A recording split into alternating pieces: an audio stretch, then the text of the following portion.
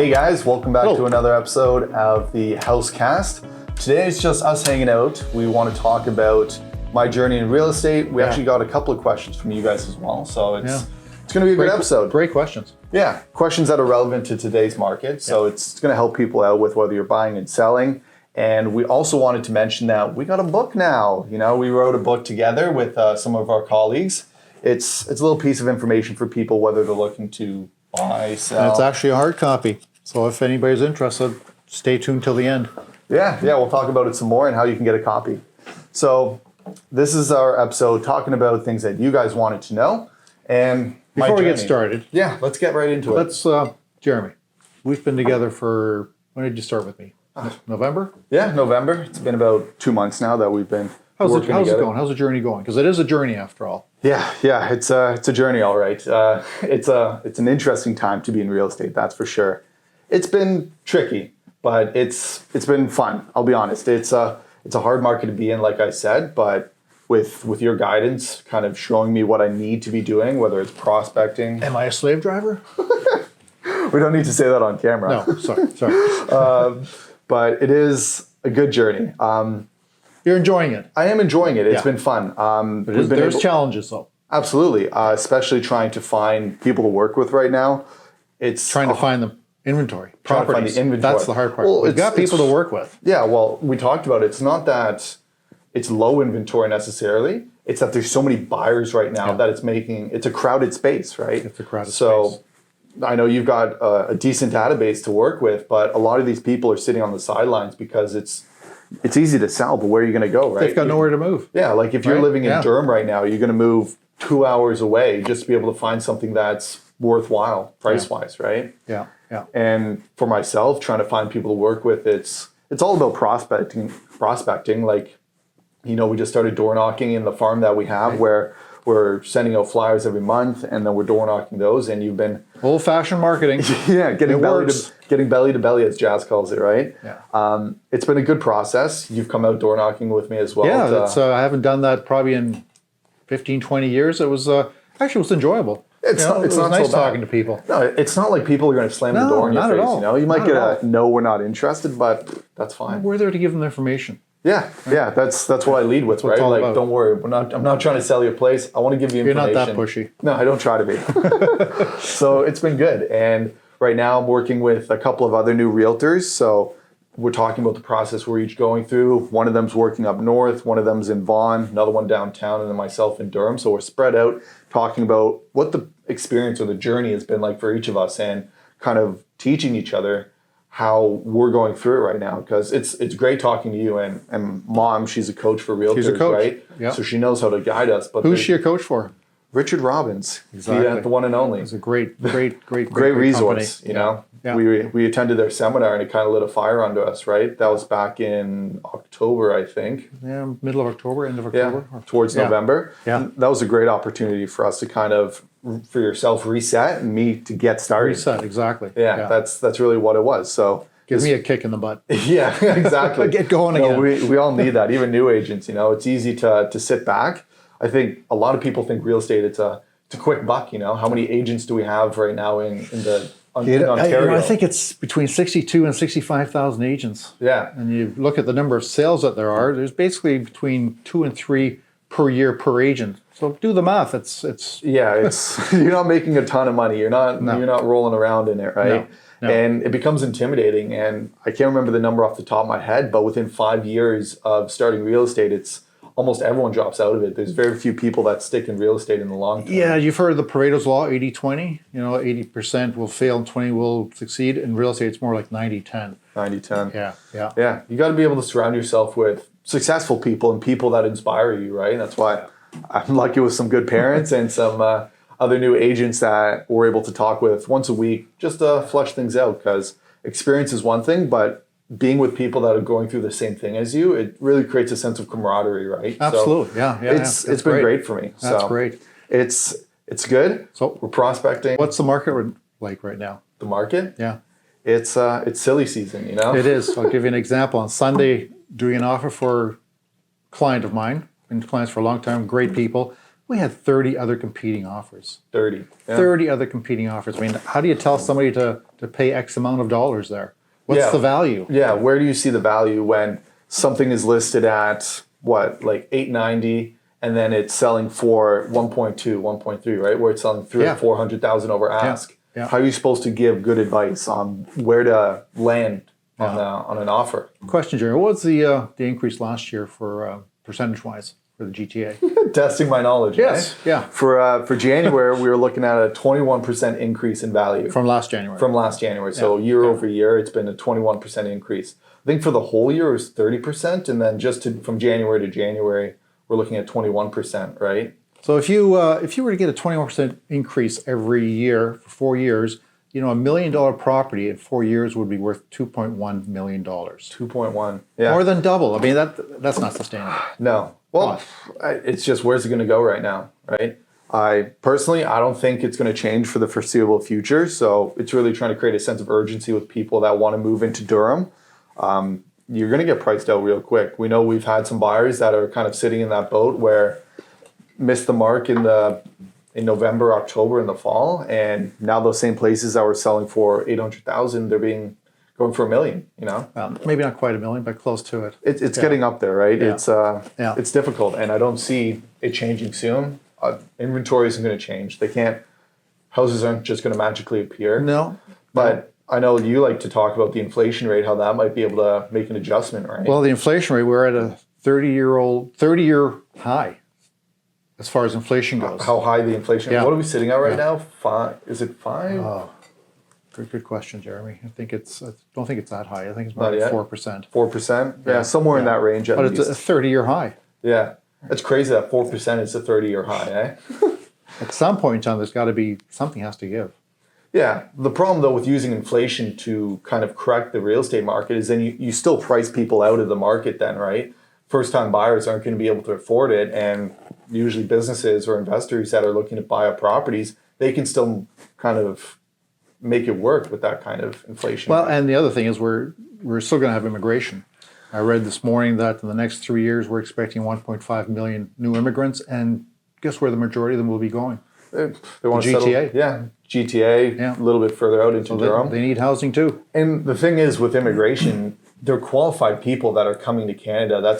Canada has a great immigration system where a lot of the people coming here, they bring value to our economy, they bring value to our communities, and they're able to afford those kind of things, which is great, right? They're helping our society as a whole, so it is great. It's just making it hard for everybody, them and Canadians, right? Yeah. It's a tricky place to be, but it's a fun time to get into real estate. It's a fun time to get into real estate. Well, it's a challenge, but it'll bring something that you're up to. It's what's that saying? You know, the cream of the crop will rise, right? Rise to the top. Rise to the top. So that'll be us. Now, Jeremy, we had some questions from a few different people. Yeah, from the audience. We put it out to you guys. If you had any questions for us about real estate, about buying, selling, investing, anything under the sun that kind of fits the purview of real estate.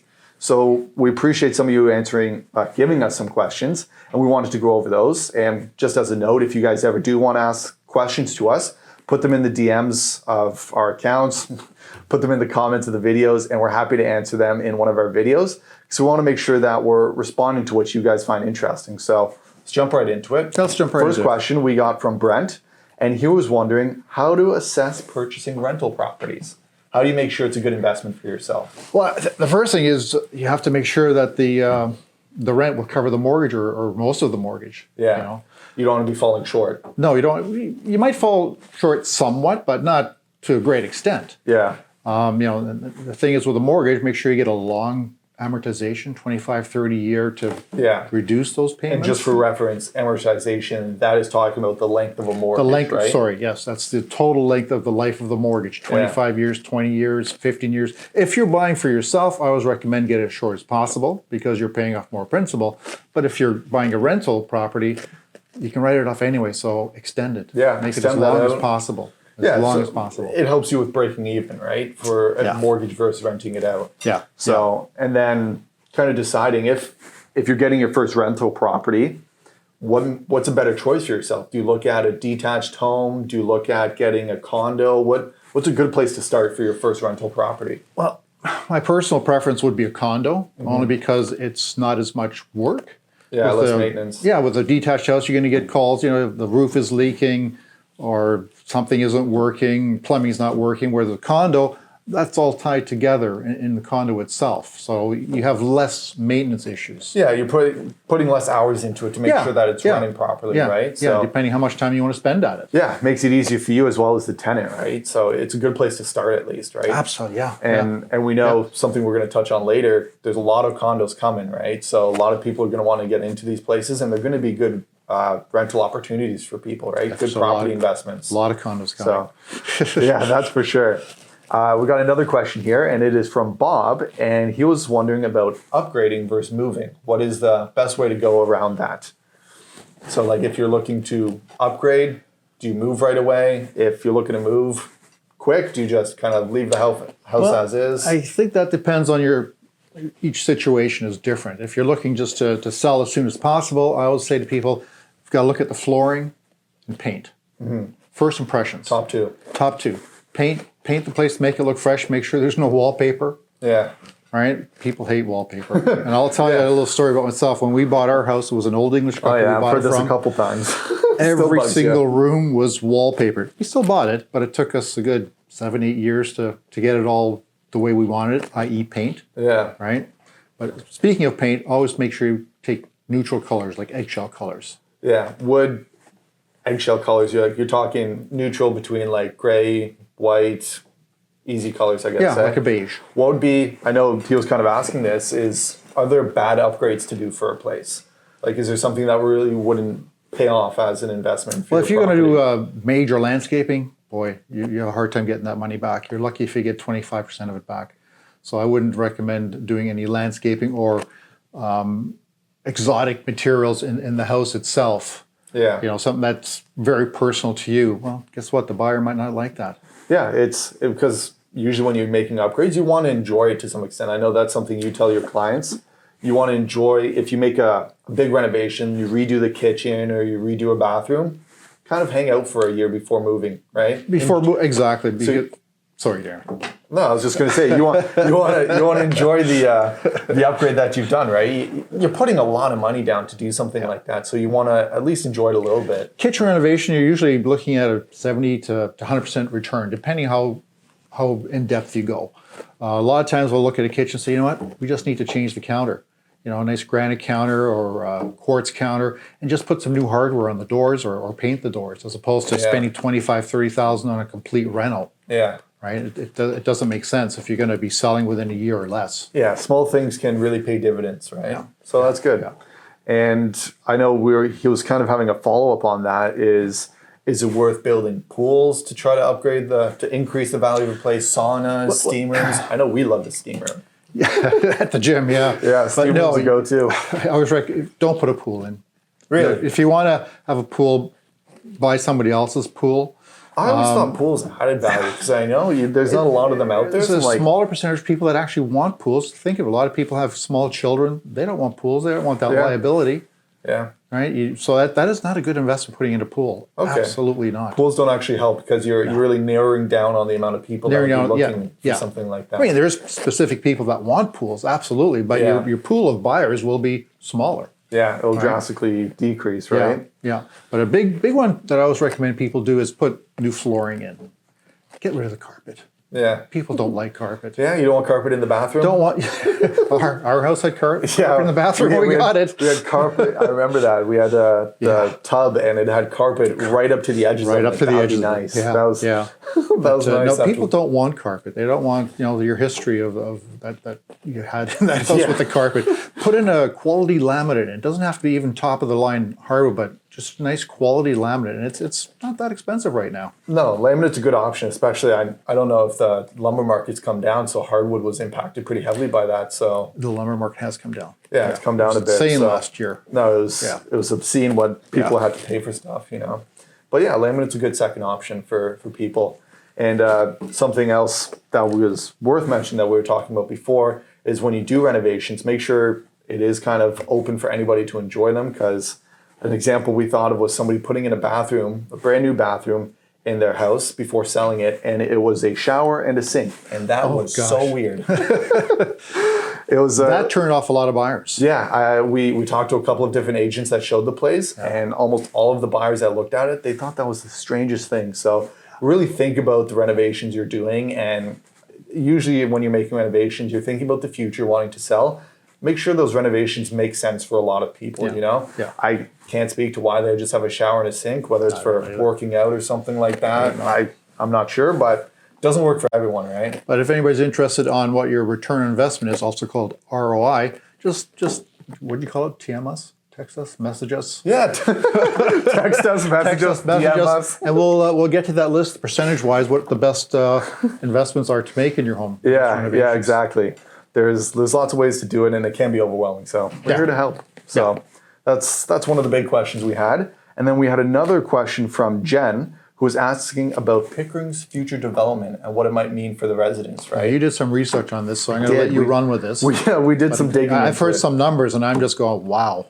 Yeah, it's pretty crazy that basically over the next 10 to 20 years, Pickering is planning on building 75 units. 75 towers. Yeah. And these are ranging from, I think, the smallest being like 10 to 15 stories, all the way up to 34 stories. I heard so these are massive buildings, you know. There is one that has been proposed for the corner of Brock and Kingston. On the northwest side, yeah. Yeah, where the Swiss Chalet is, right? Correct, yeah. And they want to build 4 towers there. One of them being 34 stories, a 31-story, a 12-story, and a six-story building that is commercial space connecting the condo buildings, and 25 townhomes. And a lot of residents are not impressed. Doing some of the research on these places, a lot of residents in Pickering are speaking up about it because Pickering hasn't seen a lot of development over the last 30 years, 40 years on a grand scale. A grand scale, right? Yeah. The latest big project that Pickering went through was the Liverpool revitalization, right? At the waterfront, 20 years, they built a mixed, what would I call that? Mixed unit space, right? Where you got businesses on the street and you've got condos, I guess. Townhouses over top. Yeah, townhouses. Right? Yeah. Townhouses above them. And everyone loved that, right? It was really accepted by the community. People got excited. It was well done. It was well planned. It was. It fits in. It looks nice. And then Pickering decided, well, the next step for that is to start building condos on the waterfront. And people were not impressed. 2 towers they wanted to build down there. 2 towers, yeah. Lot. They wanted to build two towers, and I think I got the sizes of them. They were looking at building 2 15-story towers with about 500 new residents to that area. And 15,000 residents in the area signed petitions, sent it to the city. When they had town halls, hundreds of people were showing up protesting it. You know, people were not impressed. A couple of the reasons is there's traffic jams down there then? Oh, it'd be obscene. It's like one road going into Liverpool. Yeah, that's one of the biggest complaints that people have. Pickering is picking up a lot of proposals for building towers, like even around the corner from where our house is. They want to tear down the strip plaza and put 3 towers there, 4 towers, and 500 residents, you know? And there's one bridge into our neighborhood, right? And it would just be a mess if we had 500 plus residents living right beside us. So the infrastructure is a big problem for what people are thinking about when it comes to all this development. On the flip side, Pickering is getting investment from the government to revitalize its infrastructure. We got $2 million from the government, which... Whoa, $2 million. Doesn't feel like a lot. It's a start, okay? It's a start. That's for development towards Seton, making sure there's proper infrastructure connecting kind of... Are you sure it's $2 million, not $2 billion? $2 billion is what the government is has allotted for infrastructure development in Ontario, and then it's being divvied up between the different cities. Pickering got $2 million. So wow, that doesn't speak much to what we need. No. Luckily, there is federal funding that has happened as well. We're getting $38 million, and that's going to be going towards better bus routes. I think there's an 8-kilometer stretch that they're going to be building out for a bike lane as well as I think it was 10 different bus shelters they wanted to build, and it helps, but I don't think that's really a solution for how much they're deciding to build. So we're kind of going all over the place with this idea. Yeah, sorry about that. Yeah. But There's pros and cons, obviously. It really is. It can be overwhelming to think about how quickly they want to expand Pickering in general, right? I'm sure the town of Pickering, or city of Pickering, would love it. Look at all the property taxes then they would collect. Yeah, All right. it helps. Yeah, it's true. It's a tricky place to be in. I know a lot of residents aren't impressed with it, but personally, from my opinion, I think there is some merit to wanting to develop Pickering into a city of the future, making it more walkable, giving better transit options. We need a downtown. We don't have a downtown. We have a mall. We have a mall. The Pickering town Walk center. the mall. Yeah, walk the mall.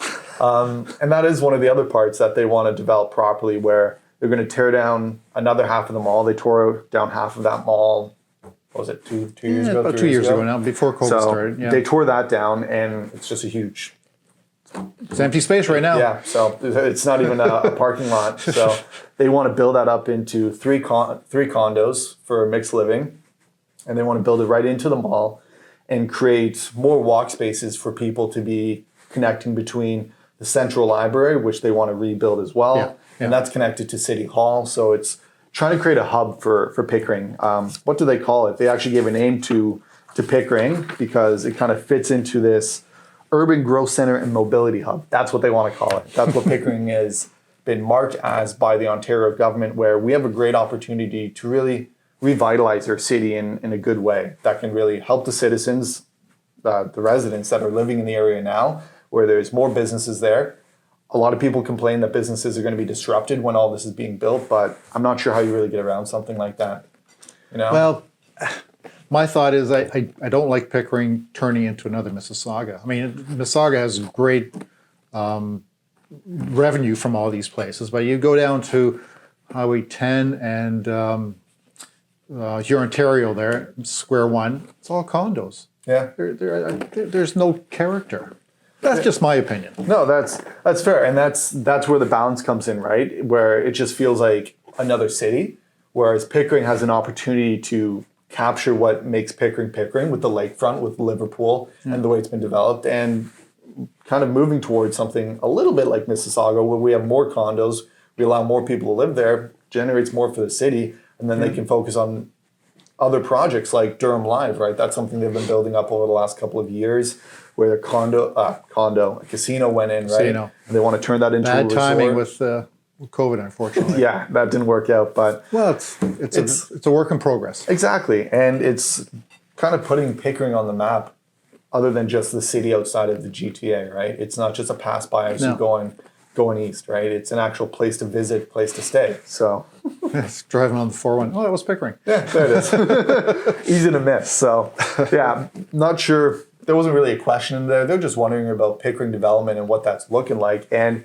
it can be really exciting depending on what side you fall on. Yeah. It can be really stressful and annoying to some extent that they're kind of ripping out what makes Pickering. These strip plazas, these businesses that have been there for 30 years, like Tiano's and Bruno's, like those are places that people in Pickering know. They've been there, and if they decide that those plazas are going to leave, there's no guarantee those businesses are going to stay, right? To say. Yeah. So it's a tricky place to be in when you're trying to redevelop an entire city, right?